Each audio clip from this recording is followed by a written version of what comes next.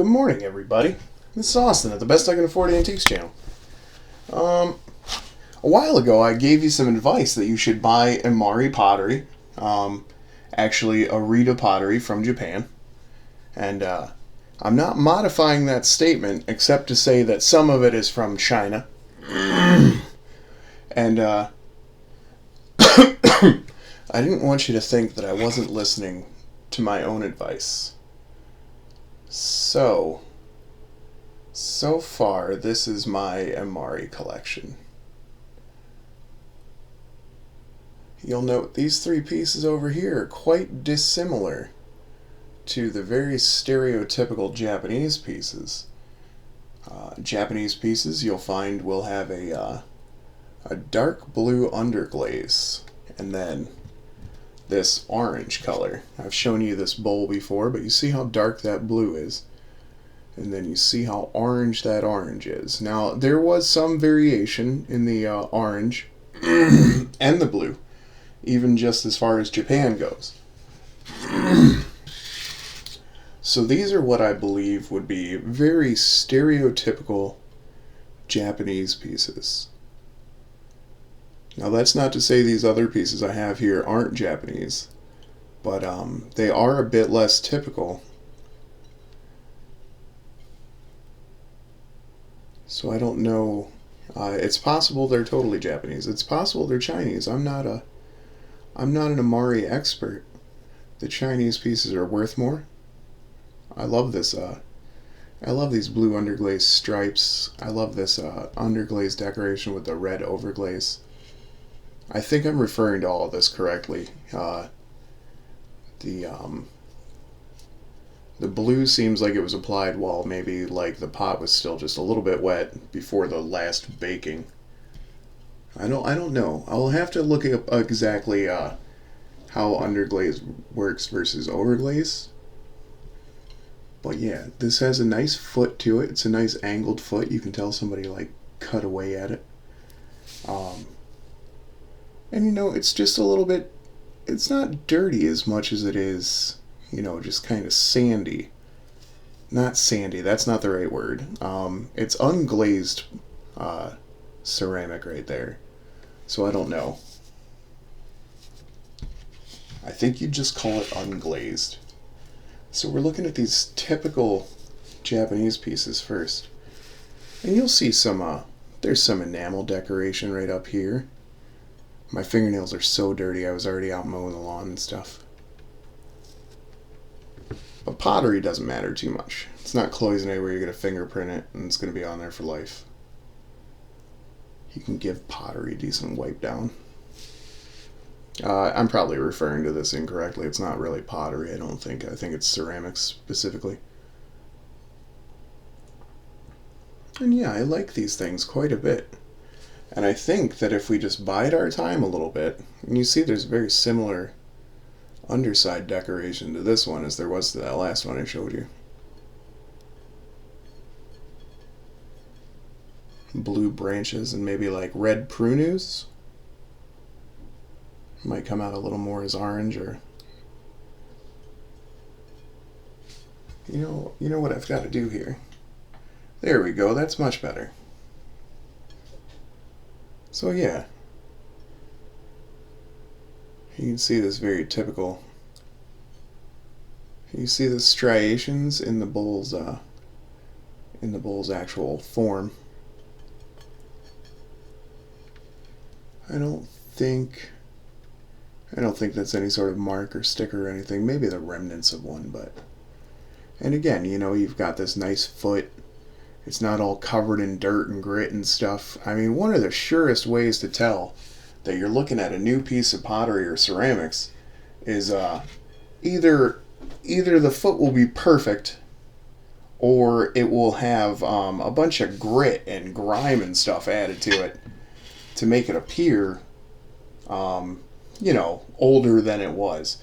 So watch out for like exceptionally dirty feet on vases and stuff, specifically Chinese ones. I mean, they are terrible about it. So this one, now the signature might fool you, but this is a, I think that's the correct way. Well, the signature actually looks hand done. I'm not positive the plate is, though. I don't think so. I think most of that's probably printed. There's no enamel decoration, really. I think all this is just paint, and I think it might have been put on by machine. But this is like 50s, somewhere in there, I would think. The mark does kind of throw me a little bit, because that is a pretty genuine kanji mark, and it's hand painted. So I guess this might have been like end of the Meiji era, or something that was designed for sale in Japan itself, so it didn't have to be marked with like in the US, or maybe if it's even just missing a sticker. I'm inclined to believe that this is a relatively modern thing. I don't think this is Meiji era or anything. So that's kind of handy actually, because we get to look at the difference between, modern hand painted versus, or modern, probably machine painted versus antique actual hand painting. I mean, you see the difference. Like, one is obviously much more sterile, and there's no mistakes, or they don't go over the lines or anything. Duh. I'm just gonna set that down. We've looked at this big bowl over here. He's an Amari piece, but he's a little bit different from these other three. So I don't think he's as much a stereotypical Japanese piece. Note the little koi, little bubble-eyed koi on here, on this dish here. So you've got this really heavy blue on all three of these dishes, and then pretty much the orange. But then you go to this guy, he's got sort of a heavy blue, but it's a much nicer glaze, and he's got much more enamel decoration on him. So whoever did that was better than the guy who did these three. And that one's obviously modern. So then, we come over here. Now this is a whole different ball of wax, okay? I just got these, I just got this one and this one back here. And we talked briefly about that one in the way back, just yesterday, I think. So, these are much, much different. Now, you'll note on stereotypical Japanese Imari, there is going to be some enamel decoration. That's totally fine. That's there. That's where it's supposed to be. And then we've got this heavy, rich, dark blue, and then the orange inside. Now, that is a pretty typical bowl. And let's just glance at these one more time to kind of get the feel for, like, Japanese. And you can see this is a little bit lighter dark blue underglaze, and it's got some hand-painted decorations in the middle, but, I mean, this is still a pretty typical Japanese piece. So then you come over here, and I mean, these might, like I said, these might still be Japanese. But the decoration is so much different on these than it is on those other dishes. You've got some slightly better enameling than you do on the other ones, except for the big bowl in the background there. I mean, that's very pretty enameling. There's a fair bit of gold decoration. So I'm not exactly sure where this falls, but I do know that this is a nicer piece than the front three right here. Like, this is obviously much better done. The shading is nicer. Note the light blue underglaze on the inside here, and it's kind of a purplish in the middle.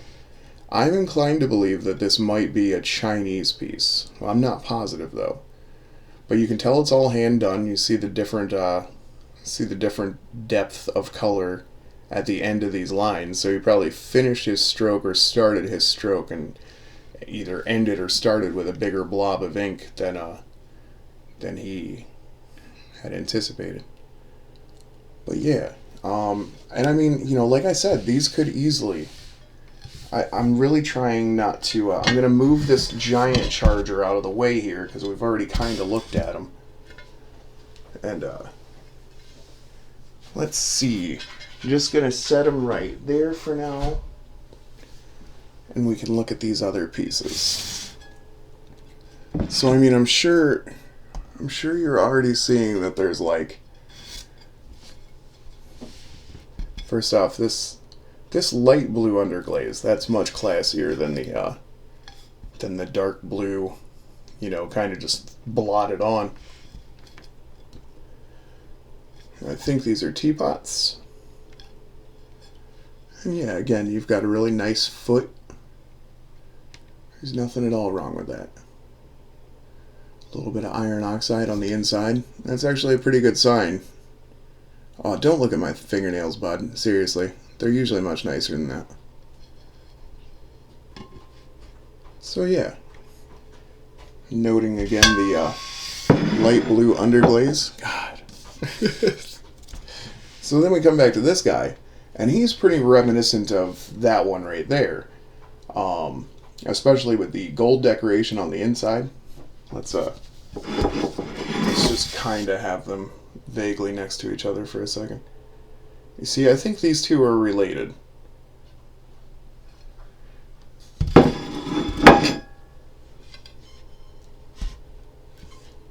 And the fantastic Moriagi decoration on this.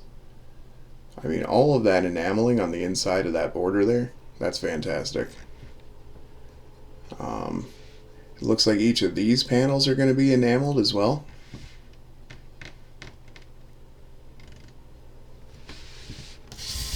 I want to make sure I'm not going to bump into anybody here. Let's see, can we get this a little higher so that we can look at the top border?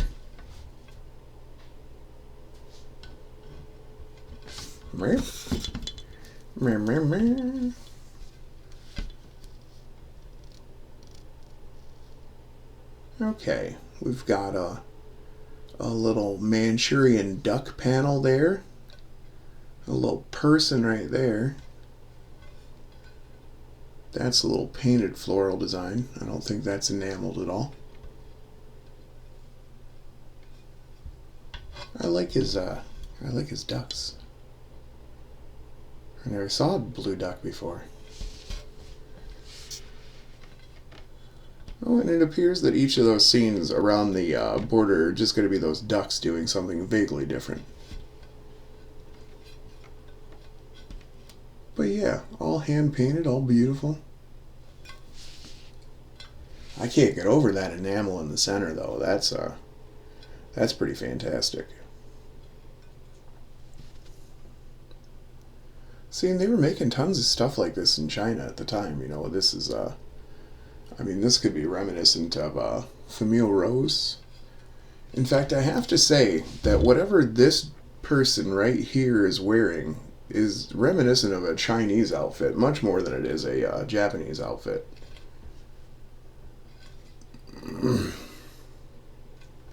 Oh, but I think we already know that this one's Japanese because it has got a Japanese imitation of a Ming Dynasty mark. So I believe this is an early piece of Imari, and I'm pretty positive it's from Japan. If you were to compare this with a Chinese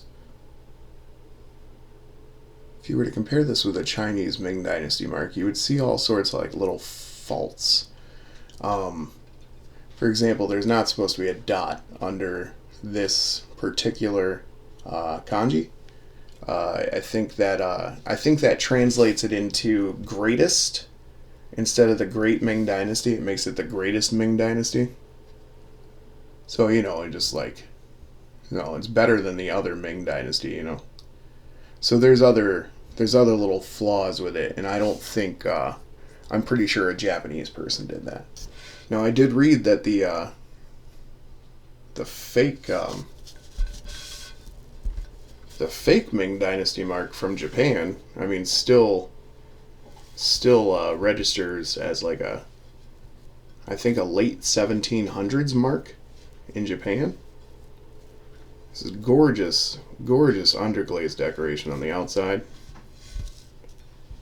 This is a fantastic dish. I mean, if you see one of these bad boys, I think I paid $140 for the whole box, which was 4 pieces of Amari, including this one.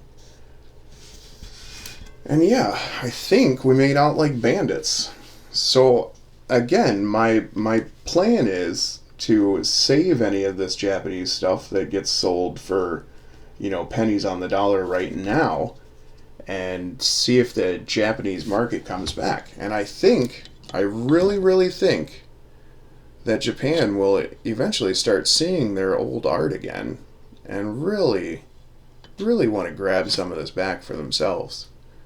And they've got a good economy and stuff. I mean, I think one day, because I've gone ahead and bought all of this and all this and all this, I think one day we're going to be okay. What do you guys think? Good advice? Bad advice? Let me know what you think about my advice to buy Japanese Amari. I mean, buy the Chinese Amari if you can. That is even better advice. This is Austin, the Best I Can Afford Antiques channel. I hope you like all this stuff. Like, share, subscribe, comment, do whatever you want. I miss you guys. I miss talking to you. Oh, I miss you so much. This is Austin.